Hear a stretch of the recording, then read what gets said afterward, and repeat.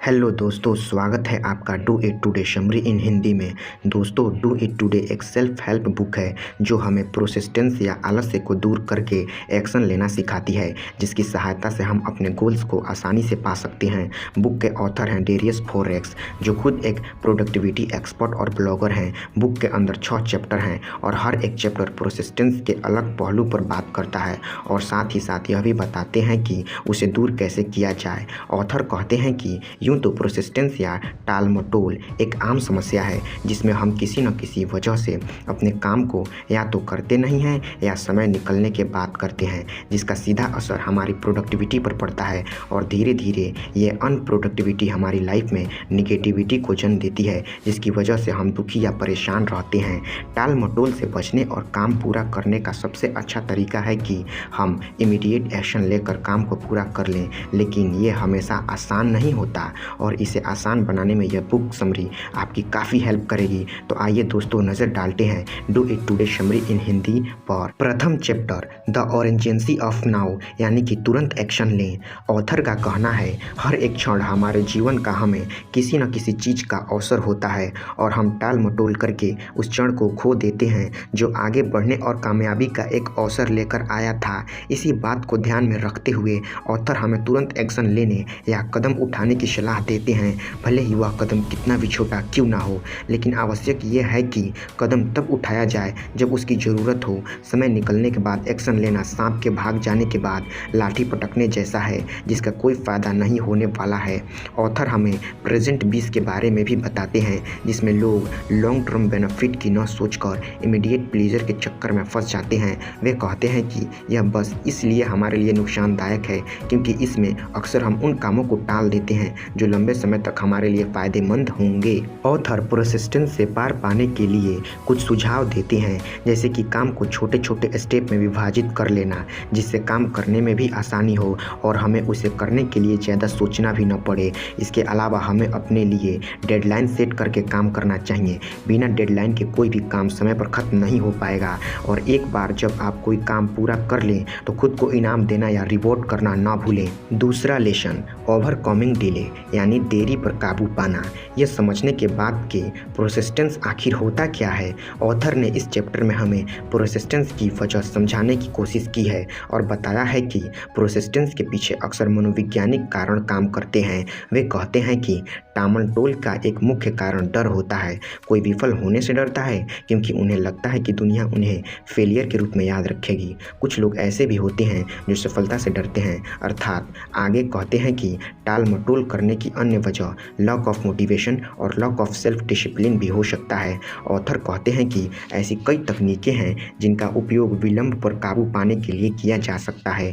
वे कहते हैं कि विलंब पर काबू पाने के लिए सबसे ज़्यादा जरूरी चीज़ है सेल्फ डिसिप्लिन और विल पावर है। सेल्फ डिसिप्लिन यानी आत्म अनुशासन का मतलब है अपने इन्फ्लुएंस पर कंट्रोल करना और विल पावर अपने गोल्स को पाने के लिए प्रयास करने की क्षमता है। यह दोनों गुण विलंब पर काबू पाने के लिए जरूरी इसलिए हैं क्योंकि ये हमें काम को टालने की टेम्पटेशन से रीसेट करने और ट्रैक पर बने रहने में मदद करते हैं। वैसे तो विलंब पर काबू पाना आसान नहीं है, लेकिन इसके पीछे के मनोवैज्ञानिक कारणों को समझकर और ऊपर दी गई युक्तियों का पालन करके इस पर काबू पाना संभव है। लेसन 3, मास्टरिंग प्रोडक्टिविटी, यानी उत्पादकता में महारत। ऑथर बताते हैं कि अपने काम को इफिशिएंटली और इफ़ेक्टिवली करने को ही प्रोडक्टिविटी यानी उत्पादकता कहते हैं। प्रोडक्टिविटी हर किसी के लिए बेहद ज़रूरी होती है, चाहे वह पढ़ाई हो, जॉब हो या अन्य कोई भी क्षेत्र। ऑथर हमें अपनी उत्पादकता बढ़ाने के लिए कई टेक्निक्स अपनाने की सलाह देते हैं। आइए एक एक करके इन टेक्निक्स पर नज़र डालते हैं। पहला टेक्निक्स, टाइम मैनेजमेंट। अपने समय का सदुपयोग करने को टाइम मैनेजमेंट कहते हैं। हम सबके पास एक दिन के 24 घंटे ही होते हैं, लेकिन फिर भी कुछ लोग इन 24 घंटों में औरों से ज़्यादा प्रोडक्टिविटी इसलिए कर पाते हैं क्योंकि वे अपने टाइम को बुद्धिमानी से उपयोग करते हैं। दूसरा, प्राथमिकता। हमें यह पता होना चाहिए कि कौन सा काम ज़्यादा ज़रूरी है और कौन सा काम कम ज़रूरी है और काम की इम्पोर्टेंस के अनुसार ही उन्हें समय देना चाहिए। मतलब ज़्यादा ज़रूरी काम को पहले करना चाहिए और कम ज़रूरी काम को बाद में करना चाहिए। तीसरा, टास्क मैनेजमेंट। कुछ काम छोटे होते हैं और करने में आसान होते हैं, वहीं कुछ काम बड़े होते हैं और करने में भी बहुत मुश्किल होते हैं। टास्क मैनेजमेंट हमें सिखाता है कि कैसे बड़े कामों को छोटे छोटे कामों में विभाजित करके उन्हें करने लायक बनाया जा सकता है। चौथा, डिस्ट्रैक्शंस को दूर करना। जब हम कोई काम करते हैं तो ऐसी बहुत सी चीज़ें हो सकती हैं जो हमारा ध्यान काम से भटका सकती हैं। हमें यह सुनिश्चित करना चाहिए कि काम करते वक्त ऐसी चीज़ों से दूर रहा जाए। पांचवा, ब्रेक लेना। बहुत सी स्टडीज से यह पता चलता है कि लगातार काम करने से हमारी प्रोडक्टिविटी पर नेगेटिव प्रभाव पड़ता है और वह कम हो जाती है। इसलिए काम करते वक्त फोकस्ड रहने और प्रोडक्टिविटी को बनाए रखने के लिए समय समय पर ब्रेक लेना बहुत आवश्यक होता है। छठा, द प्रोमोडोरा टेक्निक। यह टाइम मैनेजमेंट की एक तकनीक है जिसमें किसी भी काम को 25-25 मिनट के इंटरवल्स में विभाजित किया जाता है। 25 मिनट काम करने के बाद छोटा ब्रेक लिया जाता है। इस तकनीक का इस्तेमाल करके हमें अपना फोकस और कंसंट्रेशन सुधारने में मदद मिलती है। सातवां, टाइम ब्लॉकिंग। इस तकनीक में हमें अपने कामों को करने के लिए अपने शेड्यूल कैलेंडर में टाइम फिक्स करना होता है, जिसे टाइम ब्लॉकिंग या कैलेंडर ब्लॉकिंग भी कहा जाता है। टाइम ब्लॉकिंग करने से न सिर्फ हमें ज़्यादा ऑर्गेनाइज्ड हो रहने में मदद मिलती है, बल्कि हम डिस्ट्रैक्शन से भी बच सकते हैं। आठवां, 2 मिनट रूल। इस नियम के अनुसार हमें छोटे कामों को तुरंत पूरा कर लेना चाहिए, भले ही उसमें 2 मिनट का समय ही क्यों ना लगे। ऐसा करके हम विलंब से बच सकते हैं और बड़े तथा जरूरी कामों के लिए समय भी निकाल सकते हैं। दोस्तों, इन टेक्निक्स का उपयोग करके आप भी अपनी प्रोडक्टिविटी को बढ़ा सकते हैं और सफलता की ओर अग्रसर हो सकते हैं। Lesson number 4, the power of habits, यानी आदतों की शक्ति।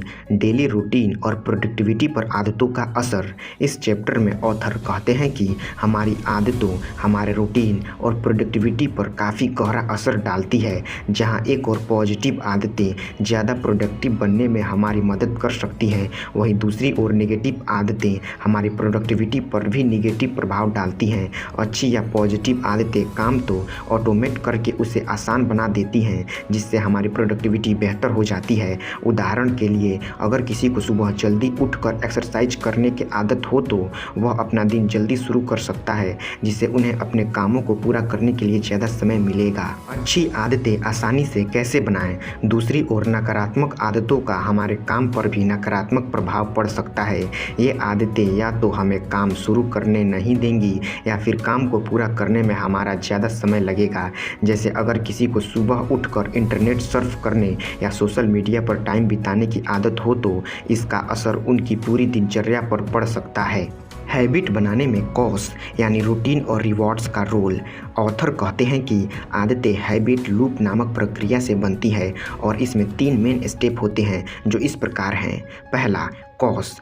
कॉज, जिसे संकेत भी कहा जाता है, किसी आदत को शुरू करने में ट्रिगर काम करता है। यह ट्रिगर हमारे मस्तिष्क को संदेश भेजता है और फिर हमारा मस्तिष्क उस आदत को शुरू करने के लिए हमें ज़रूरी एक्शन लेने के लिए कहता है। उदाहरण के लिए, अच्छे खाने की खुशबू किसी को अच्छा खाना बनाने या खाने के लिए संकेत कॉज का काम कर सकती है। Number 2, routine.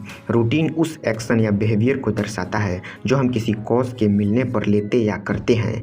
खाने की खुशबू वाले उदाहरण में खाना बनाना या खाना रूटीन है। तीसरा, रिवॉर्ड। रिवॉर्ड या इनाम उस सेटिस्फैक्शन या हैप्पीनेस को कहते हैं जो हमें किसी रूटीन हैबिट को करने में मिलता है। जैसे ऊपर वाले उदाहरण में खाने को खाकर किसी को संतुष्टि या खुशी मिल सकती है। ऑथर कहते हैं कि हैबिट लूप को समझकर हम अच्छी आदतें बनाना और बुरी आदतों को छोड़ना सीख सकते हैं। अच्छी आदतें बनाने के लिए ऑथर ने हमें कुछ टिप्स दी है जो कि इस प्रकार हैं। पहला, संकेत को पहचानो।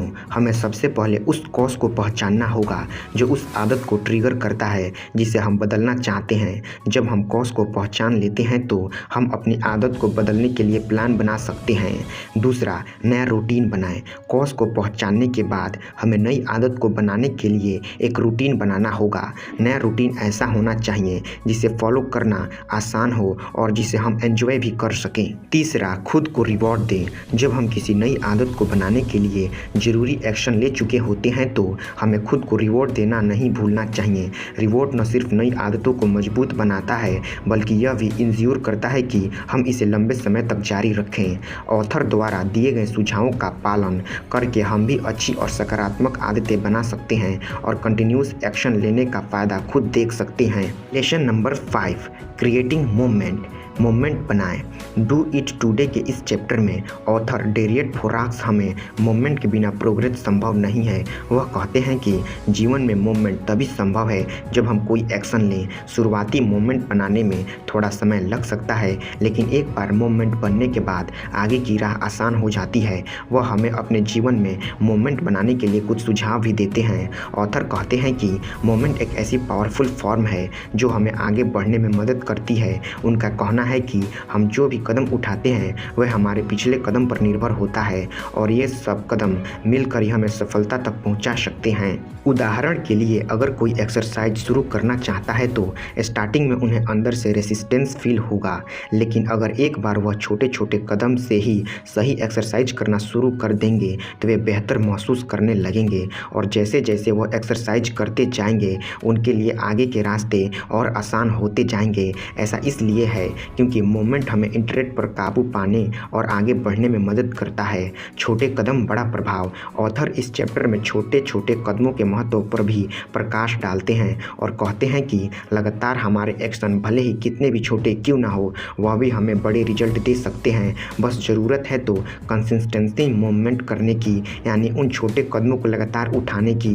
वह छोटे स्टेप्स की तुलना कंपाउंड इंटरेस्ट यानी चक्रवृद्धि ब्याज से करते हैं, जिसमें कि समय के साथ निवेश की गई छोटी रकम भी बड़ी रकम में बदल सकती है। ऑथर कहते हैं कि यही बात हमारे एक्शन पर भी लागू होता है। जब हम लगातार छोटे छोटे कदम उठाते हैं तो हम मूवमेंट बना रहे होते हैं और जैसे जैसे मूवमेंट बनता जाता है वैसे वैसे हमारे गोल तक पहुंचने की संभावना बढ़ती जाती है। सिंगुलर फोकस अर्थात ऑथर मल्टीटास्किंग को गलत मानते हैं और कहते हैं कि जब हम एक साथ कई काम करने की कोशिश करते हैं तो एक भी काम ठीक तरह से नहीं कर पाते हैं। मल्टीटास्किंग के दौरान हम असल में अपनी अटेंशन एक दूसरे काम में स्विच कर रहे होते हैं, जिसकी वजह से हम किसी एक पर भी ढंग से फोकस नहीं कर पाते हैं। वह कहते हैं कि प्रोडक्टिविटी बनाने के लिए यह जरूरी है कि हम एक समय पर सिर्फ एक ही काम पूरी लगन के साथ करें। इससे न सिर्फ हमें काम करते वक्त फोकस्ड रहने में मदद मिलेगी बल्कि हमें मोमेंट बिल्ड करने में भी मदद मिलेगी और एक बार मोमेंट बनने के बाद मंजिल की राह आसान हो जाती है। Lesson number 6, apply the wisdom यानी दैनिक जीवन में बुक की लर्निंग्स का उपयोग। दोस्तों, डेरियस फोराक्स की बताई गई बातें हमें अपनी प्रोडक्टिविटी को बेहतर बनाने और प्रोक्रेस्टिनेशन को दूर करने में काफ़ी सहायक हो सकती है। अगर आप भी बुक की लर्निंग्स को अपने जीवन में अप्लाई करना चाहते हैं तो नीचे कुछ प्रैक्टिस टिप्स दिए गए हैं। पहला, इमीडिएट एक्शन लें। जब आपको कोई काम करना हो तो उसे टालें नहीं बल्कि उसे जल्द से जल्द पूरा करने के लिए एक्शन लें। दूसरा, टाइम ब्लॉकिंग का उपयोग करें। हर काम को करने के लिए अपने कैलेंडर में टाइम ब्लॉक करें। यह विभिन्न टास्क को करने के लिए प्लानिंग की तरह होगा, जिससे आपको पता चलता रहेगा कि किस समय पर क्या काम करना है। तीसरा, टास्क को कंप्लीट करें। सबसे पहले सबसे ज़्यादा ज़रूरी कामों को निपटाएं। ऐसा करने से आपको अपने टाइम का बेहतर इस्तेमाल करने में मदद मिलेगा। चौथा, प्रोसिस्टेंस पर काबू पाएं। आपको यह समझना चाहिए कि प्रोसिस्टेंस की सबसे बड़ी वजह मानसिक बाधाएं हैं। ऐसे नकारात्मक विचार जो आपको आगे बढ़ने से रोकते हैं उन्हें निकाल कर बाहर फेंकें। याद रखें कि एक्शन लेने से ही इंटरेस्ट पर काबू किया जा सकता है। टेक्निक नंबर 5, 2 मिनट रूल का प्रयोग करें। अगर किसी काम को करने में 2 मिनट या उससे कम समय लगे तो उसे तुरंत कर लें। इससे आपके छोटे छोटे काम इकट्ठे नहीं होंगे। टेक्निक नंबर 6, कॉम्प्लेक्शन को विजुअलाइज करें। खुद का काम पूरा करते हुए विजुअलाइज करें और फील करने की कोशिश करें कि आपको कैसा महसूस होगा। इससे आपको विलंब पर काबू पाने और शुरुआत करने में मदद मिल सकती है। टेक्निक्स नंबर 7, कंसाइंस्ड रहें। याद रखें कि अस्थायी परिवर्तन तभी संभव है जब डू इट टुडे में दी गई बातों की कंसिस्टेंटली फॉलो किया जाए। कंसिस्टेंटली से ही सफलता संभव है। बुक में दिए गए इन सुझावों को अपने दैनिक जीवन में अप्लाई कर सकते हैं और सफलता की ओर अग्रसर बढ़ सकते हैं। अब रहा कंक्लूजन यानी निष्कर्षण। दोस्तों, ये थी डेरियस फोराक्स की बुक डू इट टुडे यानी इस बुक में हमें अपनी प्रोडक्टिविटी बढ़ाने और प्रोक्रेस्टिनेशन को दूर करने में हमारी मदद करती है। इस बुक में हम यह भी सीखते हैं कि हमें चीज़ों के बारे में सोचना बंद करके उन्हें करना चाहिए। डू इट टुडे एक लाइफ चेंजिंग बुक है और अगर आप भी अपने जीवन में कुछ हासिल करना चाहते हैं तो आपको यह बुक ज़रूर पढ़नी चाहिए। अगर आपको हमारी ऑडियो बुक समरी अच्छी लग रही हो तो कृपया कर इस वीडियो को लाइक करें और हमारे चैनल को सब्सक्राइब करें ऐसे आने वाली ऑडियो बुक समरी प्राप्त करने के लिए।